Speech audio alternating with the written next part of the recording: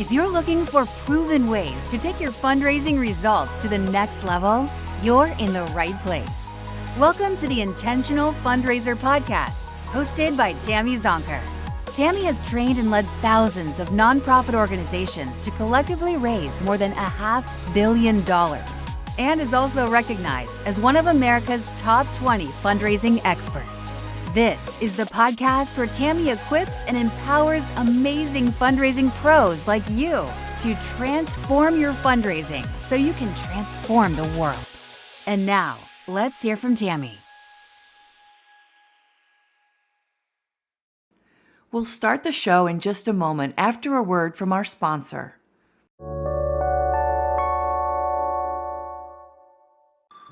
Support for this show is brought to you by our friends at Bloomerang. Bloomerang offers donor management and online fundraising software that helps small to medium nonprofits, just like First Tee of Greater Akron, a nonprofit that empowers kids and teens through the game of golf. After just 1 year with Bloomerang, First Tee of Greater Akron doubled their unique donors, improved donor stewardship, and raised more funds. Keep listening to hear how they did it, or visit bloomerang.com/intentional to learn more. Again, that's bloomerang.com/intentional.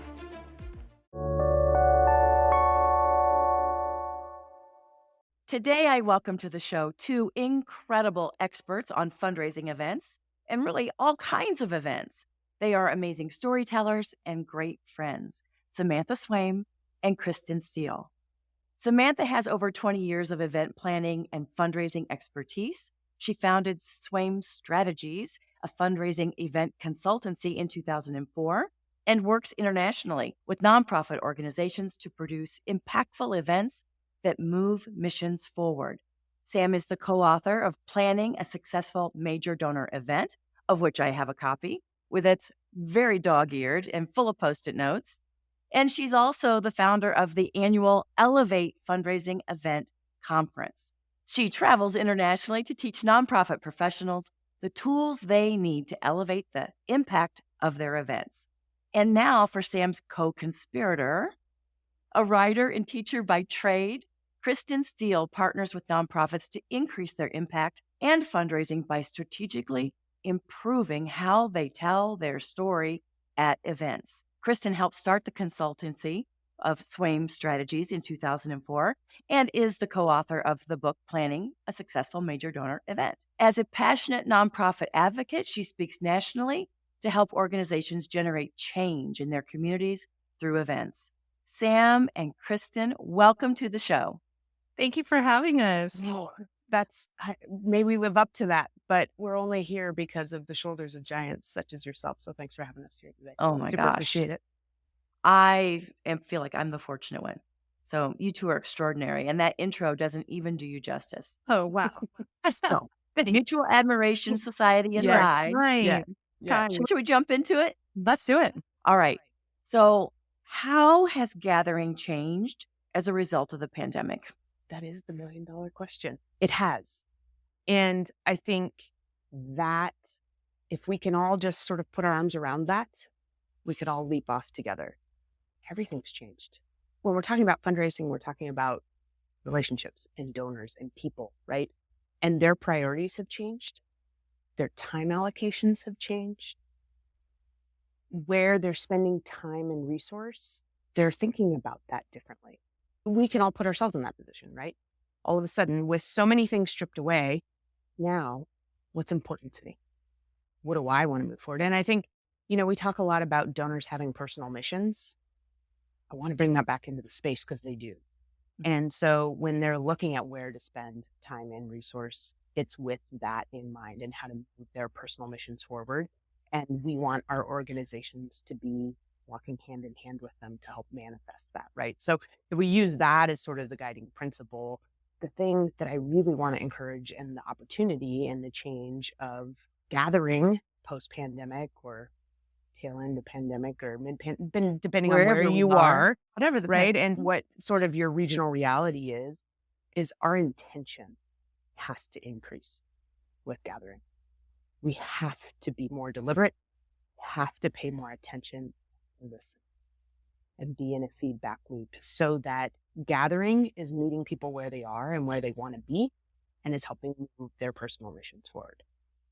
Not necessarily different, but I think it's more acutely underlined now because it's something we can all really identify with. Yeah, I think that's so brilliant and insightful, Kristin, just by the sheer fact that you used the word gathering, right? Because it really is about connecting with community, those who are aligned with the same values and intent, and those personal missions. It taps into basic neurology, right? We are wired as human beings to be in community together, to be connected to each other. And it's interesting to think about how everyone experienced the pandemic differently. And yet we all have this universal of experiencing something that separated us from some duration from the people and the community and the world we knew.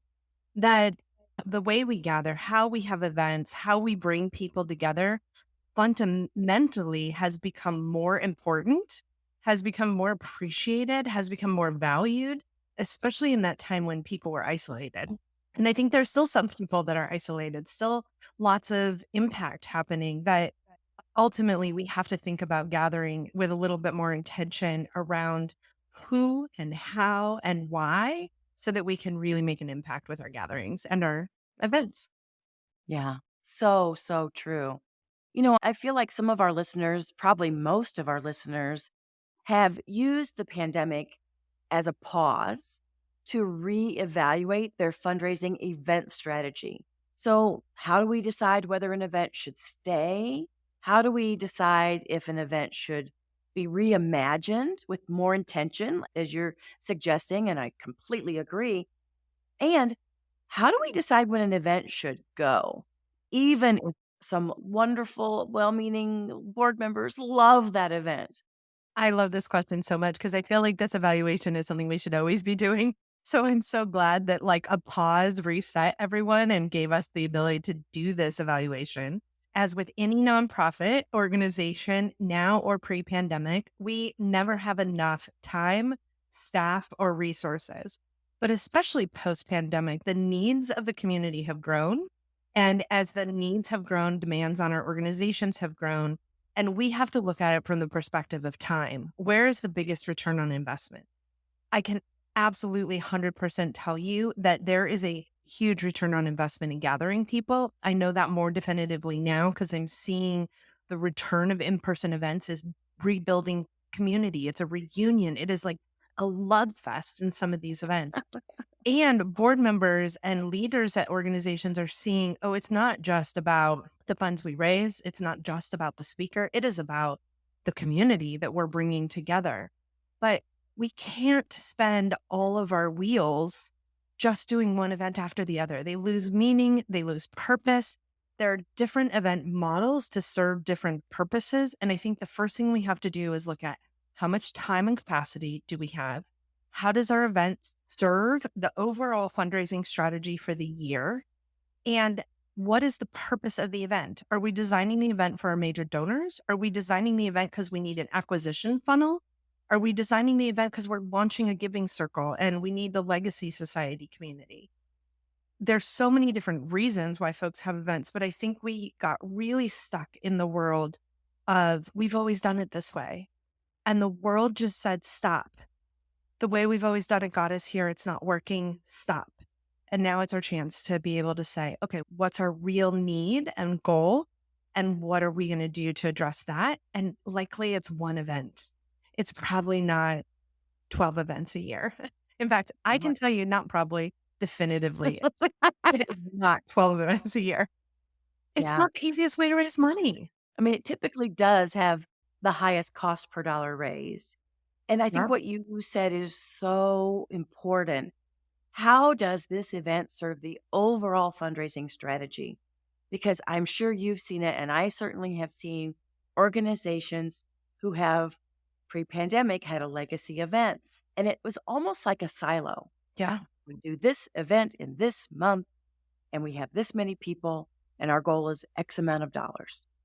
And not enough runway often, right? Like you said, silo, we do this event in this month, and it's not being integrated in any other way. So the entire team is focused on year-end campaign, direct mail campaign, initial kickoff to the year campaign, capital campaign, major donor cultivation.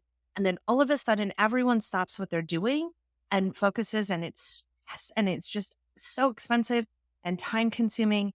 And if you give yourself a runway, if it's integrated into the entire year strategy, if you are doing them in tandem, if you are doing your solicitation early enough, if you know who the guests are that you want in the room and you're asking them for their end of year gift and talking to them about next year's event and confirming them as a sponsor or a table host, that is going to yield your maximum resource for your least amount of time, your biggest ROI, return on investment.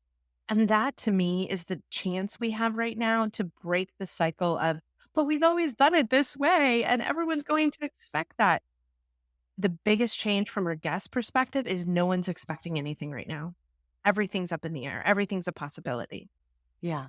It's a very abundance-based view. And I love that. There's We need enough. more of that. And in that, I want to center and hold up our nonprofit friend. You are enough, right? You're in these trenches doing this work because, while it's hard to find some days, on a cellular level, you believe in this mission. This mission is your personal mission right now, and this is the change you want to make in the world. And I just want to offer the salve that it's okay to let the event go. And I think there's some sort of feelings of failure around that, but it's not. Pencil it out. If the hours and the return don't make sense, figure out who are the people that you want to continue cultivating and go cultivate them. Yeah. It doesn't have to happen in a hotel ballroom.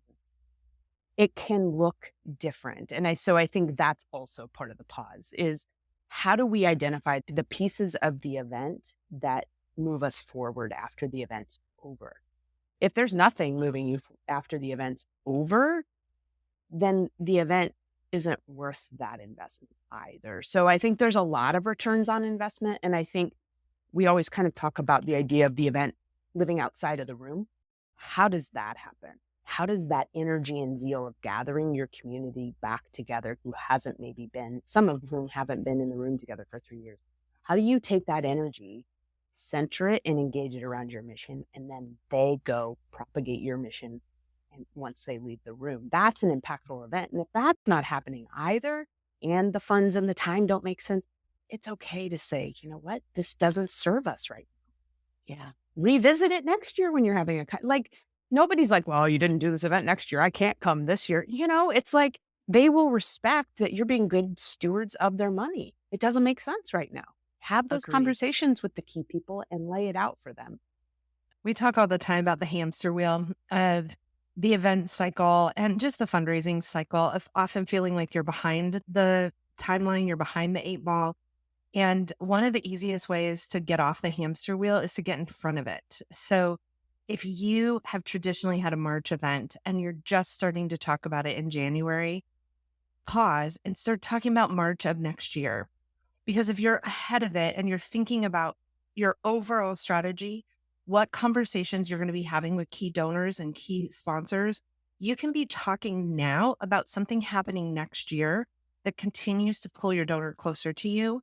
And this is this incredible opportunity where you don't have to say, well, we had it on March 13th last year, we have to have it on March 13th this year. It's a moment right now to continue to think about donor stewardship and then how we use this moment as conversation and continue the dialogue with our donors and be getting ahead of our event cycle so that you're getting their commitment now. It's so much easier to get a commitment now for next March's event than to get a commitment now for an event that's happening in 3 days. Absolutely. The timing is just the hardest thing to overcome. If you're behind it, you're behind it. And I feel like it sends such a strong message to your supporters, to your corporate sponsors, to really the volunteers, anyone who's involved either in creating and executing the event or participating and enjoying the event or all of the above. There's just an appreciation, like they're thoughtful, they're strategic, they're planful. Yeah. Like who wants to be a part of our hot mess all the time? Like I'll do it because I love them, but sheesh, this is just so stressful. Well, and I think events are where we show our hot mess so often, right? Like we make our hot mess, our donors' hot mess. It's the last minute phone call. I really was hoping you were going to be there and we don't see that you've RSVP'd yet. It's the coming into the event and having the registration folks still running around and trying to get things set up. Like the moment to breathe is now and take this opportunity so that we can get rid of the hot mess, keep that in the corner, can make that ours, and then really allow our donors to see our best selves, our planful selves, our thoughtful selves, so that, maybe they give a little more. Absolutely. And just build more trust, right? We're Yeah. deepening relationships. We're building more trust. We're being more credible. Like we're Yeah. creating more credibility. Absolutely. And I think too, I mean, even just looking back, I've been out of working in a nonprofit for a few years now. And just you look back and you think, oh, hindsight, like when you actually take a breath versus being on that hamster wheel, like there is, I don't want to call it trauma. I mean, if it's trauma, it's like little t. But there is like this anxiety, like there's, Yeah. right, of being on that hamster wheel. And then when you're out for a moment, you look back and you think, if only we had done more wealth screening of who had actually registered. If only we had created a micro event inside that bigger gala for our monthly donors to reconnect. If only we had, right? Like there's the clarity in the pause that strengthens everything. It's also an endurance sport. So if you're running full sprint on the hamster wheel before the event, people always ask us, when should I start thinking about my next event? And we're like, why don't you take Sunday off and then Monday, let's start that again. And they just look at us and cry, and it's because you are so spent from this accelerated, stressful, anxiety-filled thing that you get to the finishing line and you're like, I can't talk about that for 6 more months. And it's like, how do we build a sustainable model of event that serves your overall fundraising strategy, that doesn't shellac you, your team, and all of your friends who are brave enough to volunteer with you because you need help? How do we build a sustainable model that feeds you, feeds your donors, and feeds your mission? And I think that if we start with that as the frame, that's the opportunity. Yeah. And what I'm hearing you say is that so much of that, the how, is in looking at quantity versus quality. So fewer events, but so intentional and so purposeful and so meaningful. Well, and I think the key element about how, when we think about our bigger overall strategy for the year and our fundraising goals, is that this allows us the chance, if we're ahead of it, if we're able to step off the hamster wheel and stop the anxiety sort of drama, let's call it drama instead of trauma. If we're able to stop that anxiety drama, what we're able to do is actually have much more effective conversations. Really simple example. I'm calling my presenting sponsor about this year's event. And now I'm able to tell my presenting sponsor, in 9 months, we're having our signature events gala, and we've already booked the following year's event. And we want to talk to you about making a commitment to be our presenting sponsor for 2 years. Now I've just had one conversation that has done the work for me for 2 years. Not that I shouldn't talk to them again. We need to continue the relationship with them. But we're able to have a bigger conversation. Same with our major donors. One of my sort of best examples of a really effective fundraiser, she's a development professional that's been in the work for about a decade. And her commitment to her donors is, I'm going to come and talk to you once about multiple opportunities for the entire year. So she has mapped out in January what all of her fundraising strategy is for the year, blocks out her time and calendar, and then starts to have conversations with the donor about our end of year giving campaign, our capital campaign, and our signature event. And this is my ask of you. Could you be a lead gift and kick us off at the fundraising event with a $10,000 gift? Would you also be willing to host a table and bring friends to attend? Additionally, we have our end of year campaign. Last year, you contributed $5,000. We want to ask if you would be willing to invest that again. And additionally, we're going to be getting ready for capital campaign. We're still in the quiet phase of that campaign, but we'd like to ask you to consider being a lead donor? Is that something I can come back to talk to you about in the next few months? Yeah. So that she's having one overall conversation. They're then talking to her about their priorities for the year, about what their giving looks like. Maybe they've had a life change that they can then talk to her about. We've retired, so things have changed for us, but this is what our giving could look like this year. Could we break up those payments? Could we make them now before the end of the tax cycle? That time is the biggest resource you have. And I know you teach this all the time, but as you're looking at your strategy, events are a piece of your puzzle that need to be included throughout, not as a siloed one off. I only think about it when it's in crisis. This is your moment to gather people and show off your best selves, not show off your hair sideways, I haven't slept in 3 weeks self, right? That's reserved for family Christmas gatherings and holiday gatherings, right? And I think too, especially if we're asking some of our most loyal, committed supporters to host tables to invite others, their credibility is on the line with their circle of influence. We want them to feel so proud and just so grateful to be surrounded by that circle. Absolutely. That's our job, is to Agree. make them feel proud. It's relationship. It always comes down to relationship. I get asked all the time, what's the gimmick? What's the new cool gimmick? It's like, no, it is about relationship. If you are spending your time on the gimmick, you are getting the lowest ROI possible. It is the highest investment of your time and the least amount of your money. The games, the raffles, the challenges. It's like, no, fundraising, relationship. This is about people hearing your story, feeling connected, feeling in community with you. It is not about, oh, we have the blinky lights this year that are selling for $10 a piece. It is all about the community that you build in events. So good. All right. So hybrid events are all the new hype, right? So you are at the heart of all of this. What does that mean? What does it actually look like? What's inspiring you? What's really working? Simply put, a hybrid event is a way to engage an audience both in the room and not in the room. So as Kristin said, how does your event live beyond the ballroom or live beyond the gathering? And that's the simple answer. The more excitement, what excites us, what's interesting about it is that for a very long time, we've been doing a lot of work in the social justice space with organizations whose mission is expansive around equity, diversity, inclusion. And one night a year, they set that aside to perpetuate this dominant culture narrative of the charitable have not, that if you have enough money, you can be in the room. If you have enough money, you can make a donation of a sizable amount and make the event worth our time. And that comes right up against mission and it comes right up against personal values. And yet it's the model that we have had forever to say, this is how it works. And all of a sudden, hybrid events cracked that open and gave us the opportunity to include everyone. And what we discovered is we're not just leaving out folks who can't afford the ticket.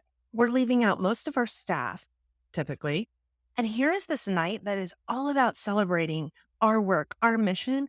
What a value to have our staff be a part of it. We're also leaving out all of our clients. This is the community that we want to feel like this is an organization that sees me and is invested in me. And never do we include our clients in our events. Hybrid just opened the door. But then there's this entirely other community that we're not even touching on, which are folks who may be interested but don't know us. Friends of staff, friends of board members who don't live in the same city of the event, someone who perhaps just doesn't feel comfortable in public spaces but loves this mission. There are so many reasons why spaces and events and venues are not accommodating to people. There may not be enough accessibility. There may not be a restroom that feels comfortable. There may not be a food option that feels accessible. There's so many reasons why people choose not to go to an event. It may just be, I'm an introvert and I don't necessarily want to be in a crowded room. Stop talking about me.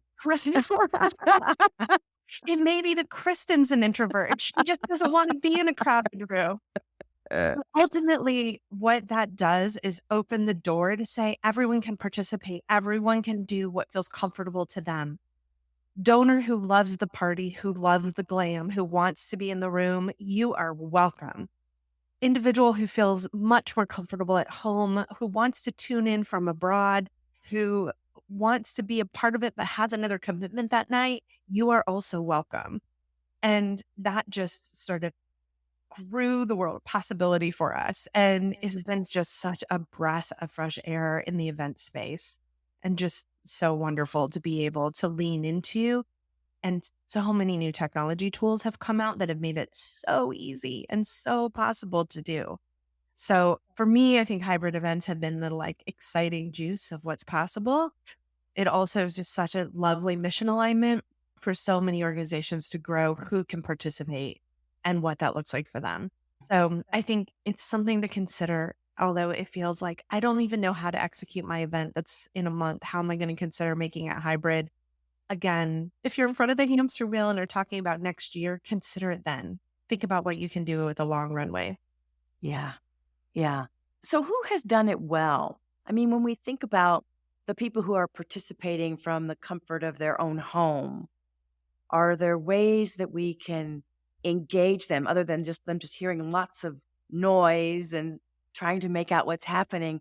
What have been some of the engagement strategies you've seen that have been really stellar? I So love this question. it's great. I think the thing we have to remember with events, whether they are in person, hybrid, virtual, there's an audience. I think we often forget that. Yeah.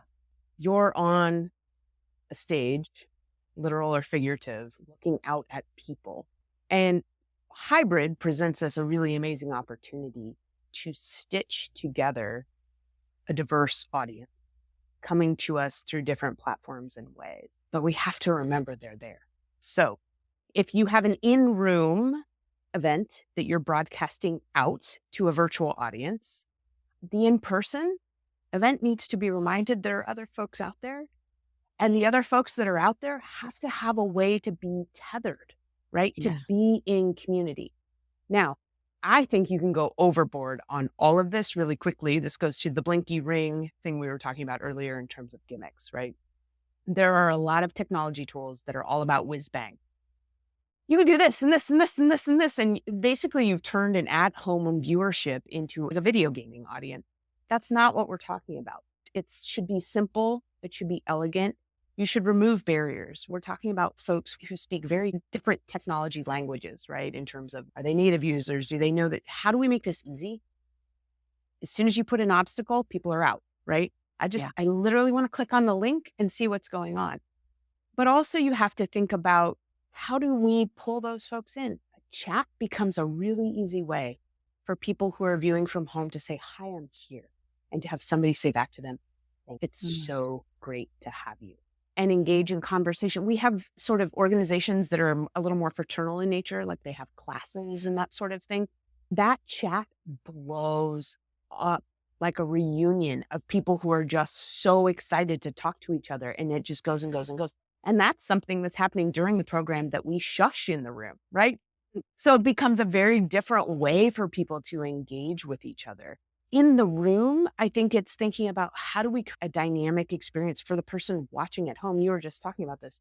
I don't want to hear plates clinking and feel like I'm a fly on the wall and I'm not in the room. So what does that look like? That means my fundraising host on stage is going to take your text to give donations and it's going to read your and it's going to say, I see you.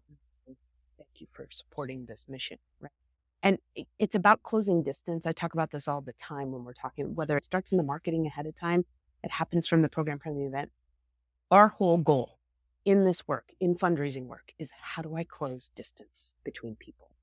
The more distance there is, the more opportunity there is for stuff to get in the way. How do I close distance? And so how do we use technology in that way versus creating barriers? And I think that speaks to that opening and democratizing events as well. Let me give our nonprofit friends just like a really tactical application of what Kristin is saying, because I think so often I hear, but I don't even know what a hybrid event is. So you've all seen and participated in a hybrid event anytime you've watched an award show.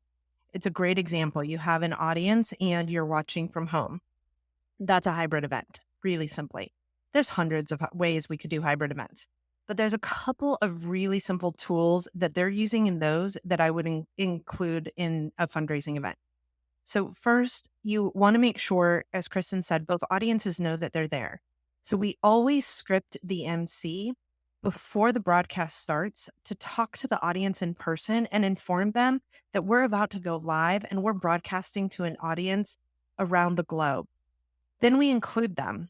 As we count in to our broadcast, we're going to ask you to cheer and welcome all of our at-home viewers so that as you come in and count in, you hear the audience in the room. Then we have the MC talk directly to the camera to welcome our viewers tuning in from home. So they have a moment that's scripted that says direct to camera, and they pause and they look at the camera and they said, "Friends, thank you for tuning in from home." Really simple. It's a way to connect people, close that So distance. nice and so warm, And right? Not like they're voyeurs. right, exactly. We want them to feel part of it. We don't broadcast the reception, the dancing, the after party. We only broadcast the stage content, the presentation, the program. Additional to that, we always want to have an audience perspective, meaning we bring in a camera. It's a very simple technology of cameras connecting to a broadcast. It's like we're all producing TV shows now. But the camera, not just looking at the speaker, but a camera that looks at the audience as well.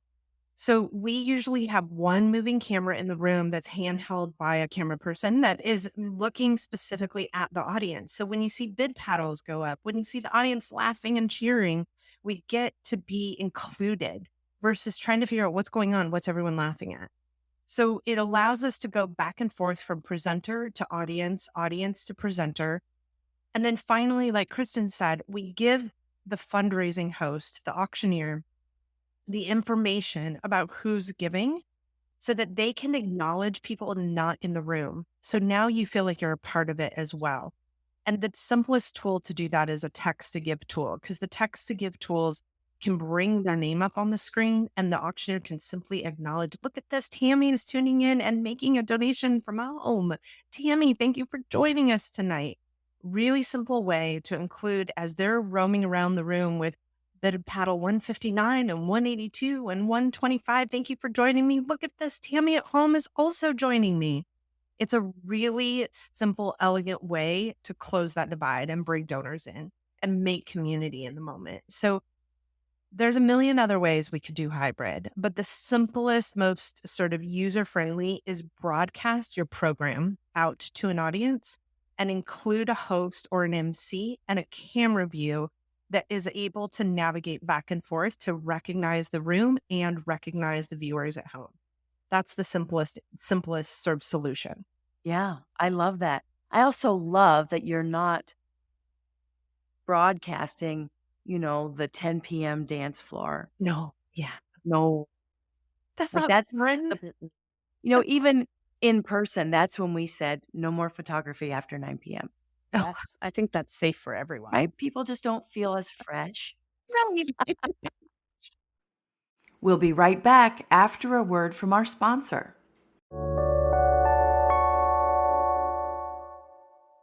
First Tee of Greater Akron needed to switch from an outdated donor management system to something more user-friendly. With Bloomerang, they found that and more. Here's Executive Director Josh Smith sharing what he likes about Bloomerang.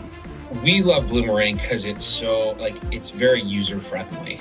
We're able to do more because our daily tasks of thanking donors and sending thank you notes have been cut more than half because of Bloomerang. Year over year, we have raised more funds, so obviously I think Bloomerang's been a huge part of that. By investing in a donor management system that they actually love using, First Tee of Greater Akron was able to raise more funds and continue creating lasting change in their community. To listen to the full interview with First Tee of Greater Akron, visit bloomerang.com/intentional or click the link in the show notes.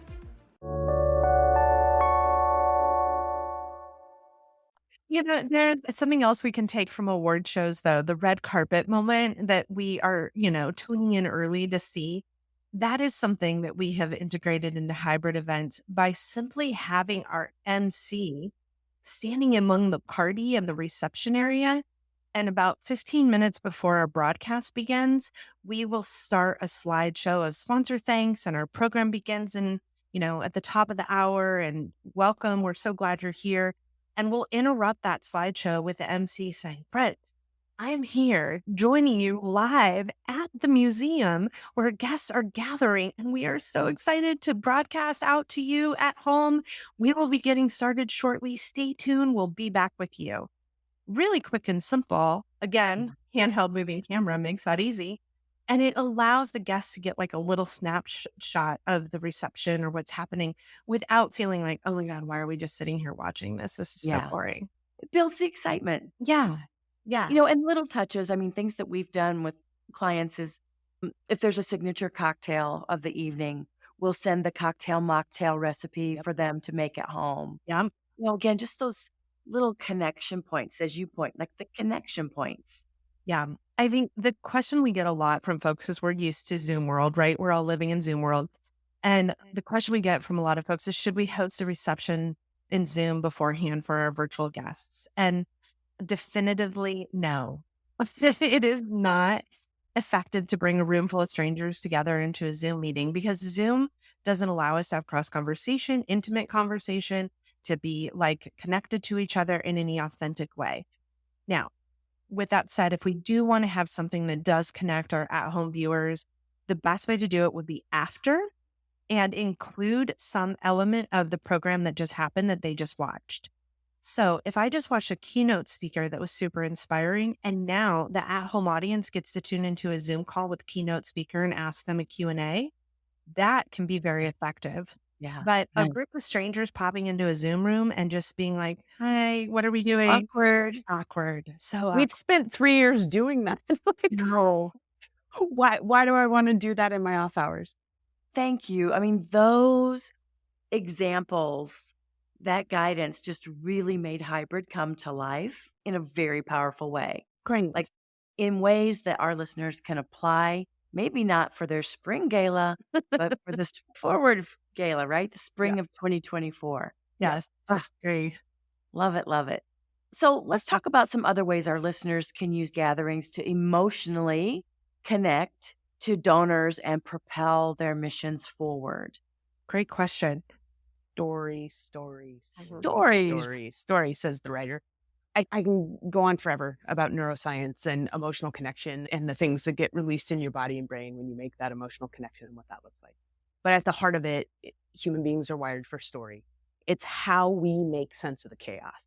So when I don't understand what's going on, when it gets parsed to me in a package that has a beginning, middle, and end, all of a sudden, what was a mess all of a sudden comes into line for me, and I lean in a different way out of understanding, right?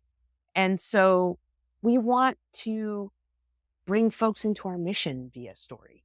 I think sometimes we make assumptions about what people understand about what we do and how we do it.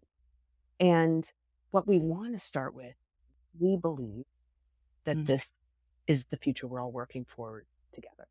How we do that kind of is a little bit more down the line. And that's no disrespect to program staff. Your work is critical. The programs you're shepherding are critical. But that bigger belief brings us into the room together. And then we can start to figure out, what's your mission? What are you interested in? Great, let's talk to you about that program, right? So sort of that. And so how do we at gatherings show our mission in action and show the impact, which I want to say is transformation, right? And person-centered storytelling is how we do that. How do we empower the storyteller, who is not the storyteller, right, as the organization, the transformational moment, and the person it happened to is the storyteller? And how do we set a stage, literal or figurative, for them to share that story and to share that transformation in a way that isn't that sort of savior complex of like, Right. their life was terrible and then we fixed it. We've all watched that kind of, for a cup of coffee a day storytelling throughout.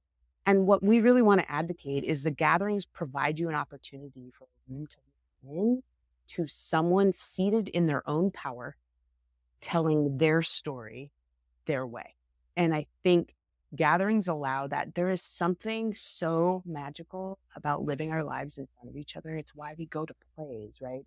That sort of live experience. I know we just talked about hybrid, but it boiled down to its essence.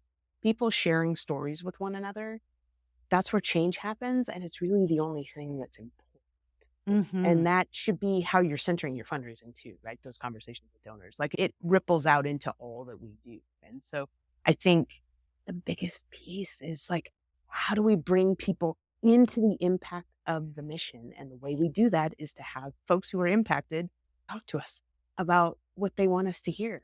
I always say nothing happens until somebody feels something. Yep. Right? And so I'm so in agreement with you, Kristin, in that the story is everything. And we are accountable. We are responsible for working with program staff to identify participants who telling their story will be an empowering experience. Right. They're in a place in their journey where they own that story. Their story no longer owns them. Yeah.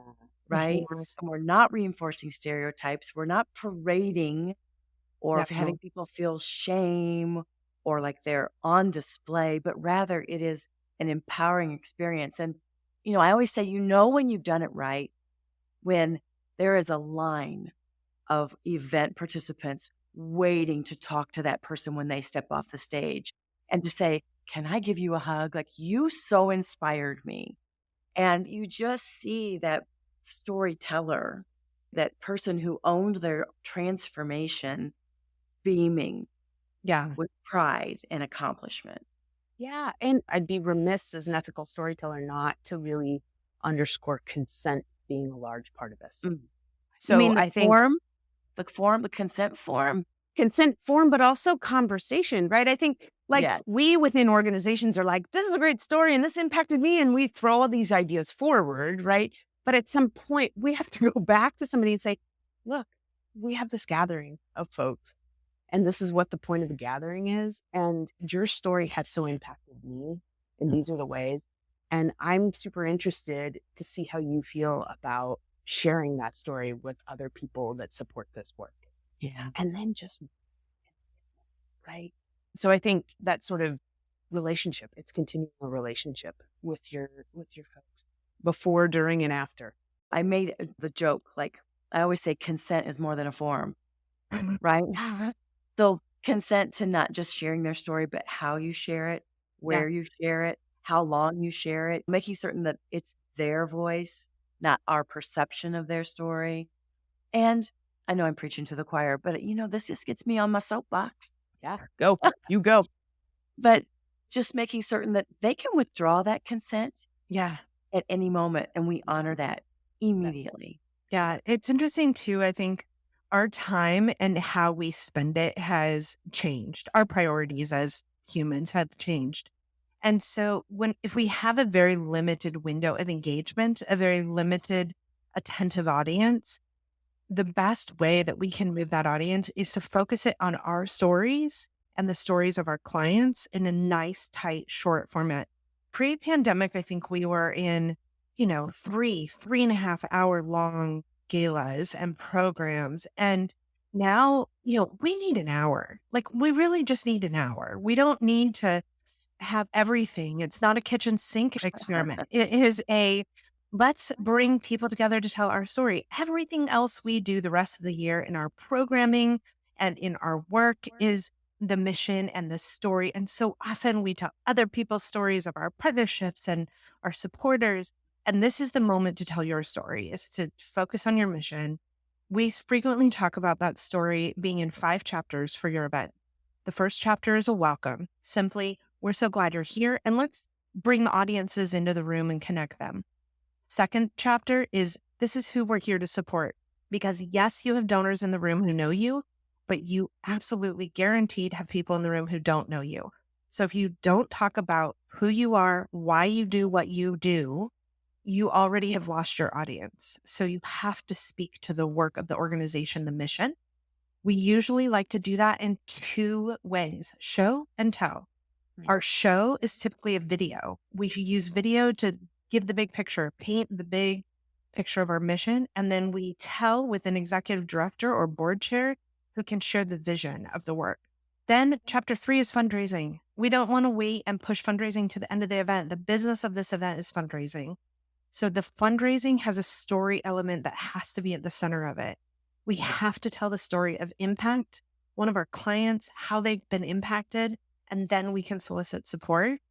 And then we can move into all of our other business of the event with gratitude, an inspirational speaker, and then finally something that is like the sweet dessert at the end that sends people out with some surprise and delight, a performance, a spoken word, music, inspirational speaker that comes and closes us out, something that sends people out on a high note. Really tight, really simple, but centered in story. All we're doing is telling story. And when that client who consented to telling their story is in the room and able to come to the stage, we can tell their story in a video where they don't have to be nervous and be scared in front of an audience, but then we can bring them to the stage and they can simply look at the audience and have a real reaction, and the audience can really respond back, and they can say, "This work is important and I'm asking you to give." Really simple. That connects us. That closes the gap. That moves giving. And what people leave there talking about is that story and that person. They don't leave there talking about the 3.5 hour boring event. They don't leave there talking about the chicken dinner. They leave there talking about the work that you're doing and the impact you're having. And now the real benefit of gathering happens. And they are now your evangelists out in the world, sharing with the world how important your mission is. And you taught us that from your work with story tours, that so often in your story tour work, you're not even making an ask. You're simply saying, who else needs to know about this work? Well, if we've done our storytelling well in a nice, concise way, people remember it. And then they go out in the world and they share it. And that's more powerful than all of it combined. So the benefit of the event suddenly is about the community it creates, is about the funds you raise, but now it's about the tail it's going to have out in the world, sharing with other friends and with other community members. And if you've done a hybrid event, you also now have it all in video and you can share it on social media. You can Repurpose content. repurpose content. It's a dream. I love it. So many great takeaways out of this conversation. Thank you. Thank you. You've spoken to this a bit, but for many organizations, the gala has historically been a bit elitist, right? Exclusive at best. And you've been pushing the envelope in democratizing events and guesting to be more inclusive.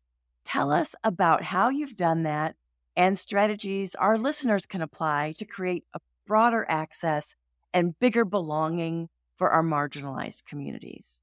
I love this. I think we've touched a little bit on that idea that event spaces haven't always felt comfortable. But one of the elements, I think, when you talk about elitist is that they're expensive, and they're more expensive now to produce than they were pre-pandemic. Food costs have gone up. Labor costs have gone up. Supply and demand has gone up. So all of a sudden, we're in that situation where we really have to look at how much are we spending to raise? And one of the ways that we can spend less is there's less people in the room, and yet we don't want to exclude. And so the first thing that we've been talking a lot about is hybrid. Hybrid has opened up for us the ability to include free broadcasts, to include storytelling that gets distributed to bigger audiences. We've been using a couple of key tools that are broadly expanding how people give and what motivates them to give. So pre-pandemic, we would be in front of 300 people in a ballroom and we would ask those 300 people to give. But of course, most of them are guests of come together as a couple. And so we really only have about 150 people that can give in that room. And we encourage them to raise those paddles and we recognize those paddles as a number. And in that, we're tapping into that applause and celebration and feeling a part of something and being recognized for your giving. And it's powerful. But now we have learned that there are all of these resources and tools that have been developed that allow very simple text to give tools where I can now pick up that cell phone that is in my pocket anyway, or that is sitting next to me on the table, and I can text my gift in and my name appears on the screen. That is like donor stewardship happening live in real time. And if the donor is in another country and is watching from abroad and texts their gift in, they still get the same recognition as the donor sitting in the front row that raised their paddle. But in addition to that, we can now include a thermometer, and suddenly we're all now working on a collective goal. So it's not just about recognizing the paddle, it now becomes about recognizing the name, seeing the name on the screen, and all working toward a collective goal. So we always talk in fundraising like every gift matters, right? We're focused in telling our donors every gift of every size matters. And yet the reality is, as fundraising professionals, we're having to navigate our time. And so we're focused our time on those big asks, and we're spending a lot of time building relationships with those folks. This suddenly is doing donor stewardship in the moment and demonstrating that a $10 gift matters. So the sort of inclination I think a lot of people have is we have limited time. We want to move through this quickly. But you know what? If you want to build a relationship with your donor, you recognize every single donor. You thank every single donor. You say, Kristin, your $10 gift, thank you so much. We see you. Thanks for joining us. And that person at home is like, they see me. Do you know much about Peloton, Tammy? Oh, I do. Yeah. Allie Love is how I got a knee surgery. She Well, told me I was a boss. So if you've ever been a part of a live Peloton ride, Yes. the benefit there is that you have the opportunity to possibly get called out, right? Oh, Tammy, you go, girl. That moment pulls you in and makes you feel like you're a part of something. We just did that. We just did it with a $10 donor. And here is the fact that is happening in the sector. I know you've been talking a lot about the reports that have come out that donors are declining. I want to fight that and say, I don't think they're declining. I just don't think we've been in community and relationship. We've been in crisis. And so donors are not engaged and participating. Therefore, they're not giving as much. It's not that they're not there. It's not that they don't have capacity. It's that they haven't been asked or engaged in the way that makes them feel a part of it. And we have younger donors that are coming in and over the course of their lifetime, giving more than our boomer donors who make one $10,000 gift in a gala.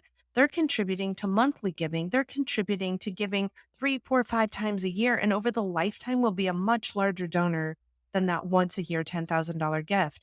So if I say, Kristin, thank you for your $10 gift, I see you, I've just started to build a relationship with a lifetime donor.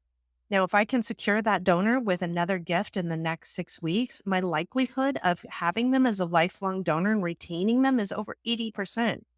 So this opportunity to democratize your fundraising events and include hybrid is all about utilizing really simple tools to say, I see you, I'm invested in you, I want you to be a part of this work, to steward them in the moment, recognize them in the moment. And that taps into all of those little things that are human neurological connections of I'm involved because I believe in the mission, I want to be a part of something, and I want to be recognized for being supportive in that work. So to me, the opportunity right now is huge. And I think there's a real big rush back to everything we've always done before. And I want to pause and say there are new resources and new ways. What we were doing before wasn't the only way. Why rush back? We have a pause right now and an opportunity to say, how do we do it better? How do we bring everyone in? How do we value them so that the development director that's in my seat 3 decades from now is still talking to the donor that I cultivated for $10 today? That to me is the opportunity that we're sitting on. I absolutely love that. And, let's just try and find the best things, like the silver lining of this pandemic, Right. and to maximize these opportunities. So good.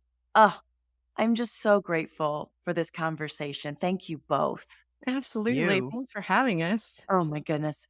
At the end of each episode, I like to ask a few rapid fire, insightful questions just to give a little extra value to our listeners.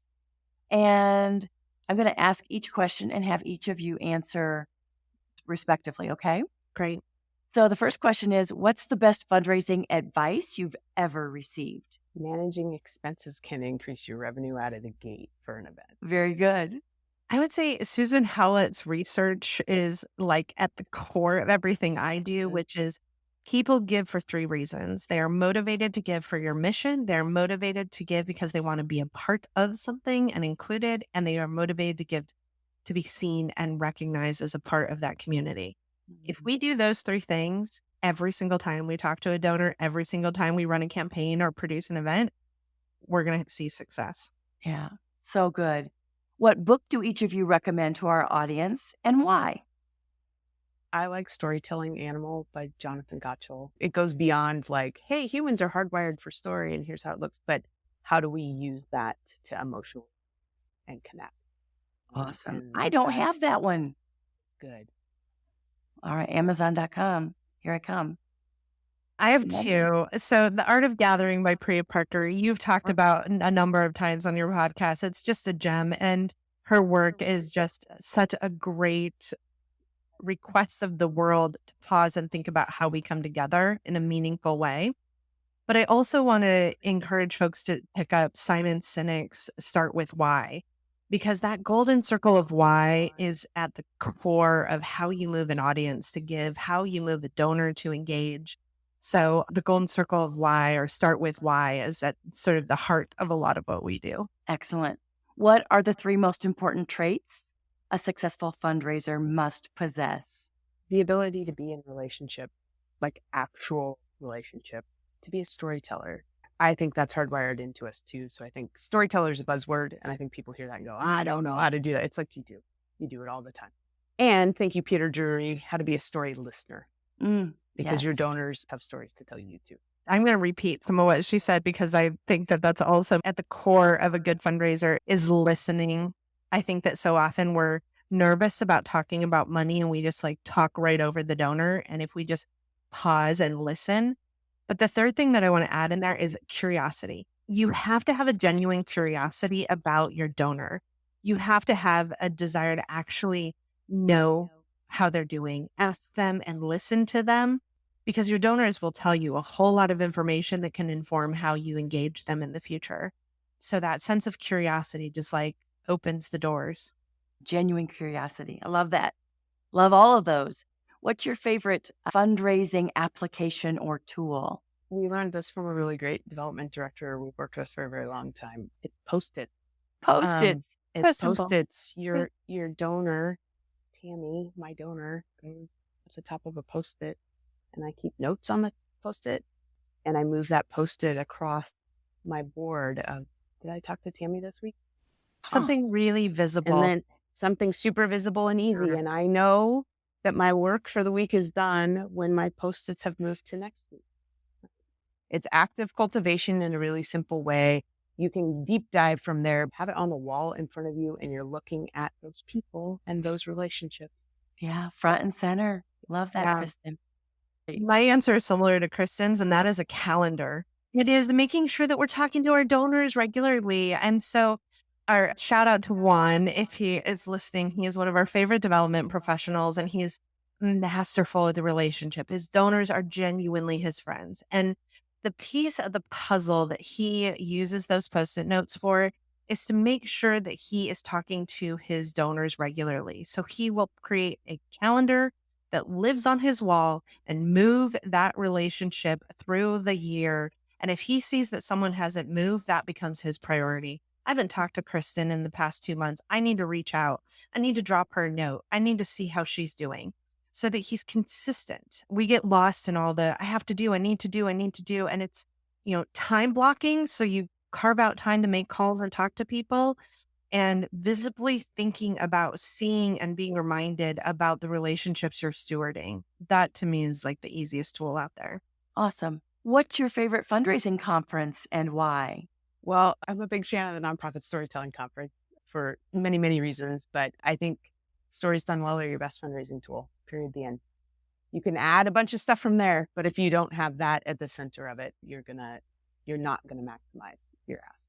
And because my focus is on fundraising events, my favorite conference is Elevate, our fundraising event conference that we produce to support organizations and really focusing on their event fundraising, not just their fundraising strategy. I have not made it to Elevate, but it is on my radar. So share with our listeners and me the date for Elevate in 2023. Well, we are actually taking our own advice and stepping off the hamster wheel. We are completely reimagining an Elevate 2.0 that will include a lot of online learning content, a lot of asynchronistic learning, and our next gathering in person is in February of 2024. Awesome. Well, keep me posted on that, will you We please? will. You're on the top of my list. You're on a Post-it to have a conversation with. Post-it. Ooh. Awesome. Knowing what you know now about fundraising, about events, about storytelling and relationships, what advice would you give your younger self just getting started in the profession? Pick up the phone. Pick up the phone. Pick up the phone and talk. Mm. That you can overcome a lot of the minutia and I don't know how to do, and is this sponsorship packets a thing, and I need a logo. Hi, how can we work together? What's your mission and how can we help move it forward? Good stuff. I would say be curious and have fun. I think that there is a lot of stress put on us by boards and by leadership teams and by program staff around needs of an organization. But if we're not having fun, one, we're missing the fundamental start of fundraising. And if we're not having fun in the work, the building of relationships becomes really hard because we kind of vomit our stress on our donors and we make it theirs. And this is an opportunity for you to sort of bring some joy into the work by helping people feel celebratory about the work. Fantastic. Thanks again, Sam, Kristin. Thank you so much for joining us today. Thank you. So glad to be Thanks here. for being, super glad to be here. Thanks so much. Our pleasure. If you want to learn more about Samantha Swaim, Kristin Steele, or Swaim strategies, or follow them on social media, learn more about their book or their Elevate conference, we'll include links to their handles and their website in the show notes, as well as links to all the other resources, books, and conferences that we've talked about today. Thanks for listening to this episode of the Intentional Fundraiser podcast. Keep on transforming your fundraising so you can transform the world. And now for a final word from our sponsor.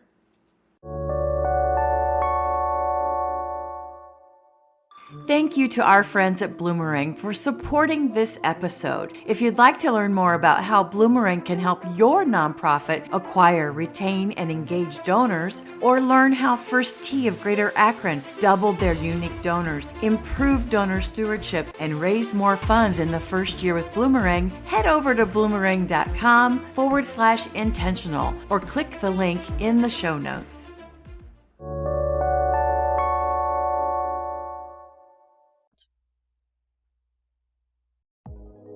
The Intentional Fundraiser podcast is a Fundraising Transformed original.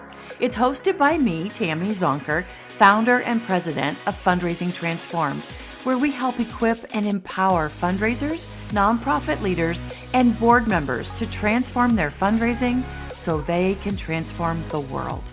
Visit fundraisingtransformed.com/podcast to subscribe to this podcast and subscribe to my newsletter to get fundraising lessons, tools, and helpful resources delivered straight to your inbox each month. If you want my help with taking your fundraising to the next level, become a member of my Fundraising Transformers community as a growth member and join me live each month where I'll teach you the same strategies I use to lead, train, and coach thousands of nonprofits, social service organizations, healthcare foundations, private schools, colleges, and universities to collectively raise more than $500 million, including a single gift of $27.1 million. As a member, you can participate in my Ask Me Anything sessions every month and get answers to your burning questions. Chat with other growth members inside our private and safe online community about what you're working on, struggling with, and share lessons learned. And get instant access to my growing library of on-demand self-paced training classes. New content is added every single month. Learn more about becoming a member at fundraisingtransform.com/growth. Talk soon.